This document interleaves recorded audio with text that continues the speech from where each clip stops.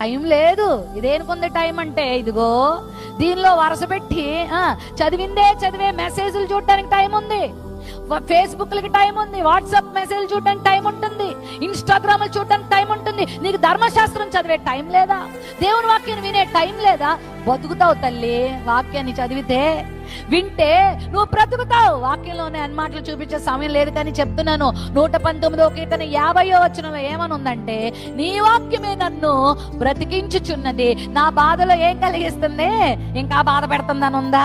మనుషుల దగ్గరికి వెళ్ళు, బాధలో ఇంకా లొట్టుడు బాధ నెత్తి మీద పెట్టుకొని వస్తావు నువ్వు. మనుషుల దగ్గరికి వెళ్తే చెప్పండి, ఇంకా వెయిట్ ఎక్కువైపోయి వస్తావేమో. మనుషుల దగ్గరికి, లోకం దగ్గరికి వెళ్తే భారం ఇంకా పెరిగిపోతుంది తప్ప. వినండి, నేను ఒక శుభవార్త మీకు చెప్తున్నాను. దేవుని దగ్గరకు వస్తే, దేవుని వాక్యం దగ్గరకు నువ్వు వస్తే భారం అంతా దింపుకొని వస్తావు. హల్లెలూయా. గుండెల్ల భారం, నెత్తి మీద భారం, కుటుంబ భారం, వ్యక్తిగత